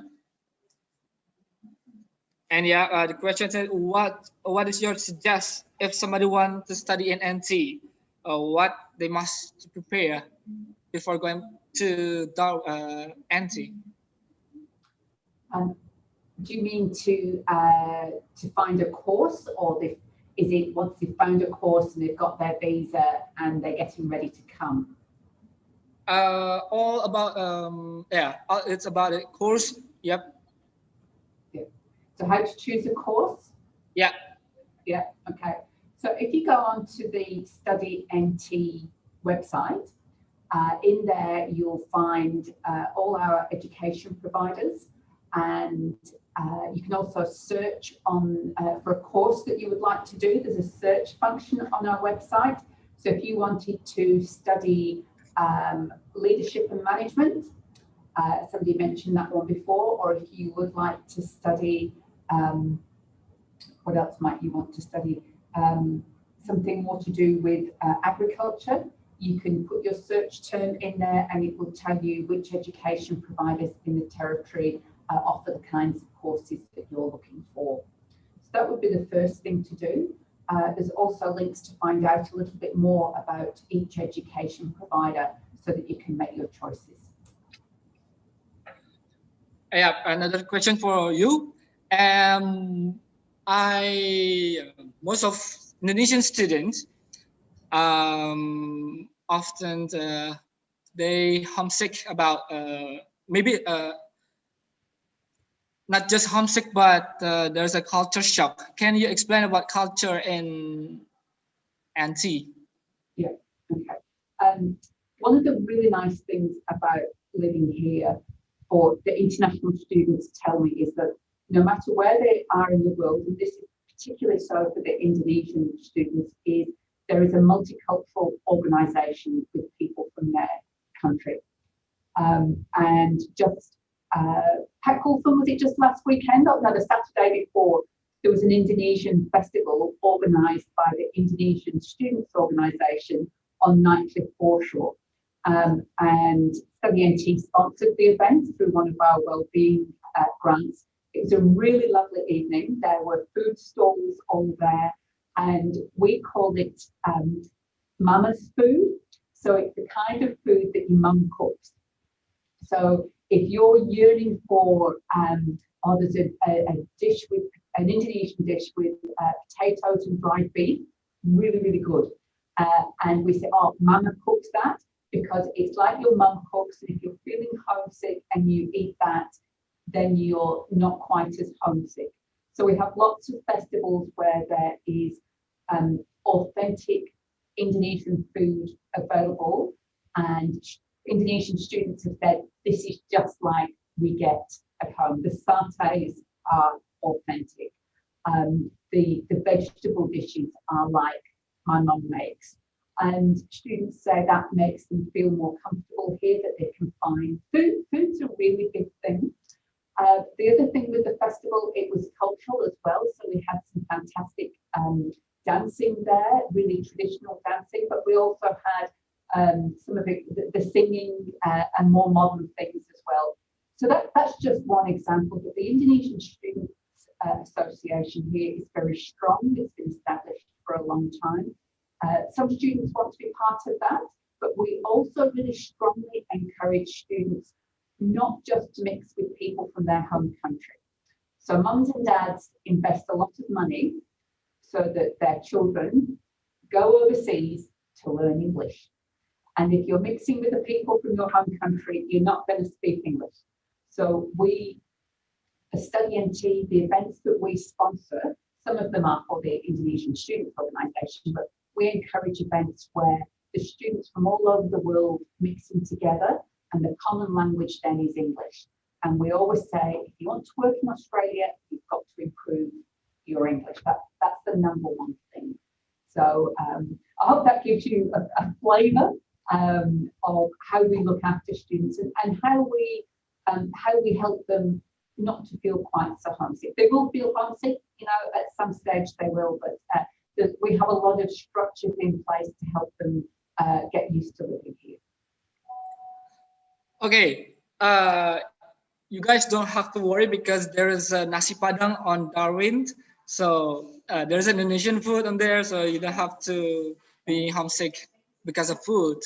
4 Indonesian restaurants in Darwin. So if you are here, so you could also taste Indonesian food. No worry, nothing to be worried if you are here. Yeah. So we still have a question here. So so the question is for Steph. Yep. So what news for NIAP 2020? So what's the possibility with the coronavirus situation? Some participant our webinar is the NIAP 2020. Yeah, so with NIAP 2020, we are still waiting on advice from the Australian federal government as to what our position is with opening our borders up. We've recently seen our international borders open up to New Zealand, and there is strict measures in place there. So at this stage, we are hoping to commence NIAP in February 2021, sorry, I've got to get my dates right. As the coronavirus situation, as everyone is aware, keeps us on our toes and keeps changing. So it's a very much watch this space. We're doing everything we can to get our 2020 participants over. And that was a bit of a tongue twister. And yeah, we'll be keeping you guys informed on how that goes. So at this stage, We're looking to have them arrive in February. And that will be solely dependent on Australian federal government directions. All right. Thank you, Steph. So for Mr. Alvaro, for Indonesian consulate in Darwin. Yes, I really apologize because Mr. Alvaro has another commitment, so he has to left this webinar. I'm sorry, then I will going to replace him for the Consulate of Indonesia. Yeah, Pak Agung. Thank you, Pak Agung. Yeah, please. Right. So can you give the closing statement to this webinar for our topic discussion today? Do you have any closing statement before we end this webinar? Thank you very much. As what has been mentioned by Pak Gulfan Navero, that we Indonesian Consulate always support the partnership and cooperation between Indonesia and the Northern Territory, especially based on the mutually beneficial and equal basis. So we can implement, we hope that we can implement the ISEPA. We can implement the ISEPA for any sector in every sector, like education and also trade, investment, and also any other sector that could be potential to be strengthened. Thank you very much. Right. Maybe for Rachel, do you have any closing statement?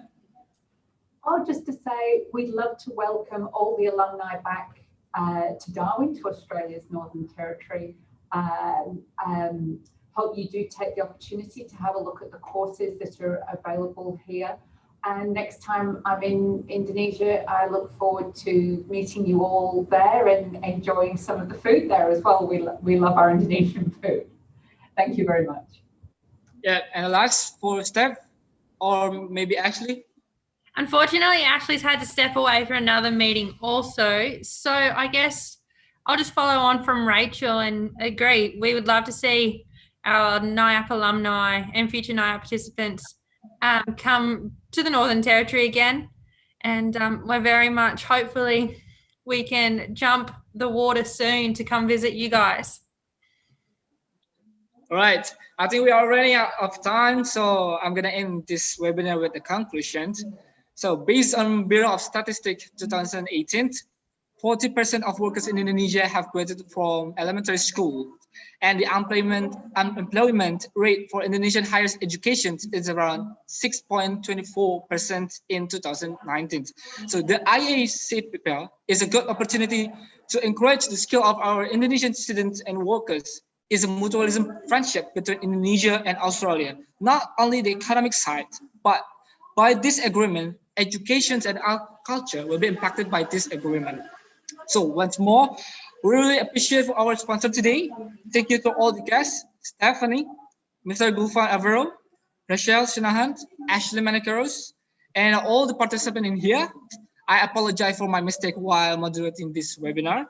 So don't forget to attend our third webinar tomorrow, which the topic is red cattle meat and cattle industry supply chain. So stay safe, healthy, and practicing social distancing. I excuse myself from this room. See you later. Goodbye.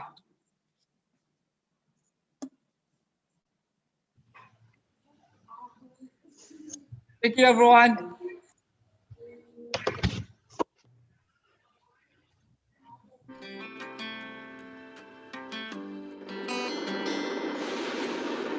The NT cattle industry is about more than just the cattle. Lots of Territorians directly and indirectly rely on the cattle industry. The cattle industry drives the economy and spans the entire Northern Territory, all 1.4 million square kilometres of it.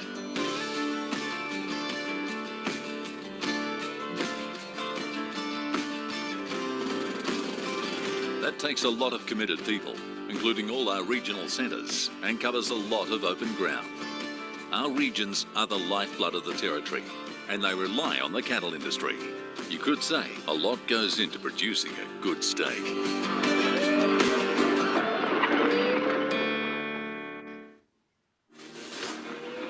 I muster the cattle.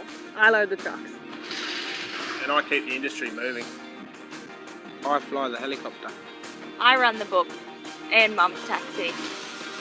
And they cook it to perfection. The NT cattle industry is worth $1.2 billion a year and supports over 10,000 jobs directly and indirectly. You could say a lot goes into producing a good steak.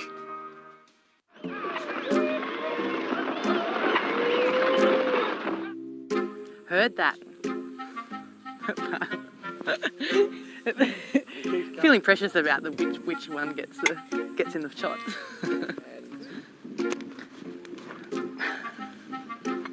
Hang on a sec. You either need to go away or come in a bit closer. We mean business in the front, party in the back. Oh, but just we'll just shoot some flies.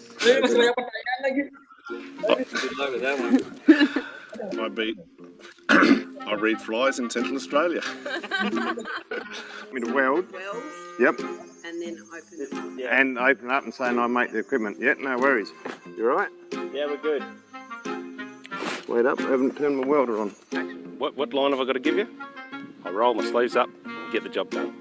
I never roll my sleeves up and I still get the job done. And I've got the guns, so don't worry about that. It's awesome. Heard that. Try it again. What's the do that whole thing again? I don't notice it, but I had a fly in my arm. What do you reckon? You chuck me in with his teeth. It's one of his famous lines, two-man job. Find you one out of me. Yep, with the S. Sorry, guys. No, that was a load. Do you remember the line? He's okay. Yeah, all right. Go. Hat straight, glasses straight. You know what your line is? No. Do you want to do mine? Look at the monitor. Same. Yeah, we're all looking the wrong way. You got a fly on your lens. Where about? It's gone now. Oh, yeah. Oh gosh, that is bright, isn't it?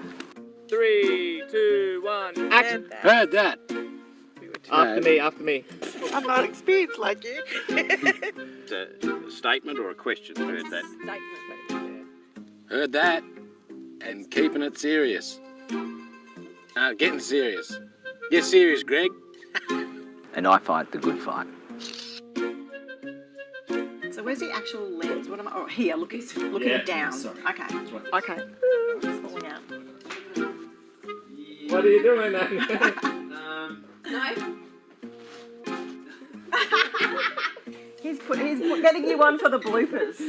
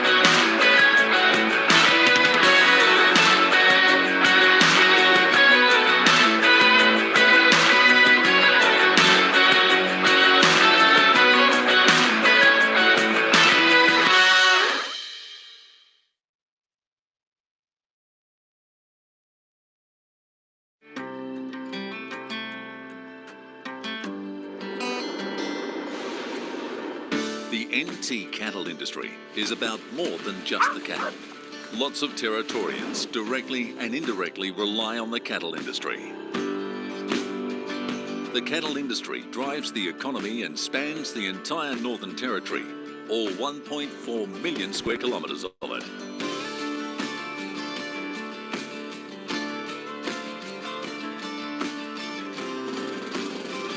That takes a lot of committed people, including all our regional centres, and covers a lot of open ground. Our regions are the lifeblood of the Territory, and they rely on the cattle industry. You could say a lot goes into producing a good steak.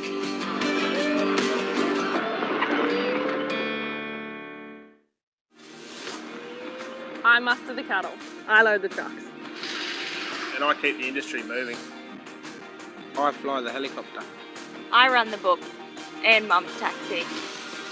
And they cook it to perfection. The NT cattle industry, worth $1.2 billion a year, and supports over 10,000 jobs directly and indirectly. You could say a lot goes into producing a good steak.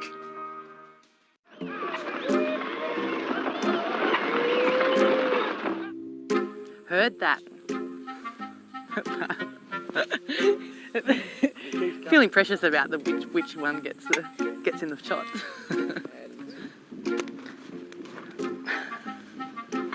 Hang on a sec. You either need to go away or come in a bit closer. We mean business. In the front, party in the back. Well, but just we'll just shoot some flies so they're not on your face. Oh. Good luck with that one. I read flies in Central Australia. In a weld. Yep. And then open it up. And open up and say, I make the equipment. Yep, no worries. You all right? Yeah, we're good. Wait up, I haven't turned my welder on. What line have I got to give you? I roll my sleeves up and get the job done. I never roll my sleeves up, and I still get the job done. And I've got the guns. Don't worry about that. It's awesome. Oh, Lord. Heard that. Try it again. It might be wise to do that whole thing again, but I don't know if you noticed it, but I had a fly in my arm. What do you reckon? You tuck me in where you stay. It's one of his famous lines, two-man job. Two-man job. Okay.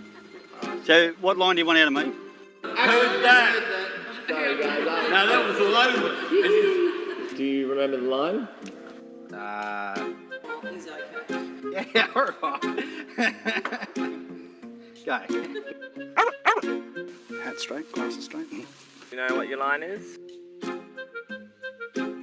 No. Do you want to do mine? Look at the monitor. Same. Yeah, we're all looking the wrong way. You got a fly on your lens. Where about? He's gone now. Oh, yeah. Oh gosh, that is bright, isn't it? 3, 2, 1, action! Heard that. After me. I'm not experienced like you. It's a statement or a question? Heard that.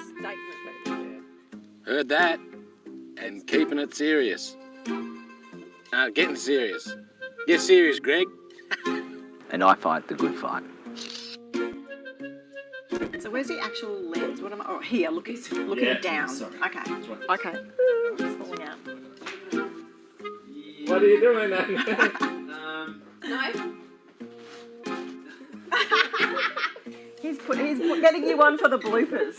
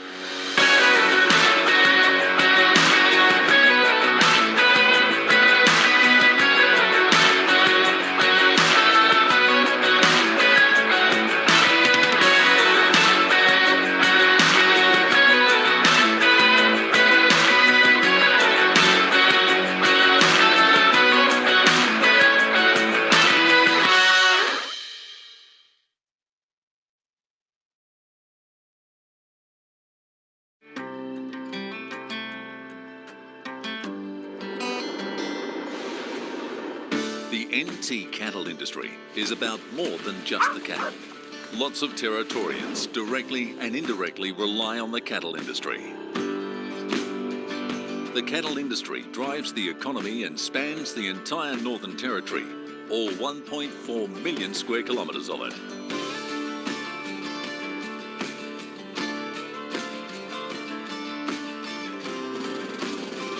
That takes a lot of committed people, including all our regional centres, and covers a lot of open ground. Our regions are the lifeblood of the Territory, and they rely on the cattle industry. You could say a lot goes into producing a good steak.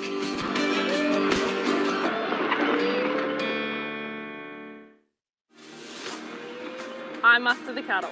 I load the trucks. And I keep the industry moving. I fly the helicopter. I run the book and Mum's taxi. And they cook it to perfection. The NT cattle industry is worth $1.2 billion a year and supports over 10,000 jobs directly and indirectly. You could say a lot goes into producing a good steak.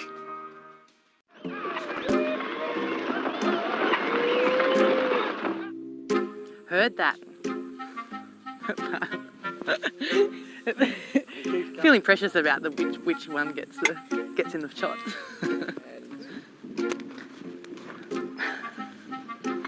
Hang on a sec. You either need to go away or come in a bit closer. We mean business in the front, party in the back. But just we'll just shoot some flies so they're not on your face. Good luck with that one. I breed flies in Central Australia. With a weld. Wells. Yep. And then open it up. And open up and say, I make the equipment. Yep, no worries. You all right? Yeah, we're good. Wait up, I haven't turned my welder on. What line have I got to give you? I roll my sleeves up and get the job done. I never roll my sleeves up, and I still get the job done.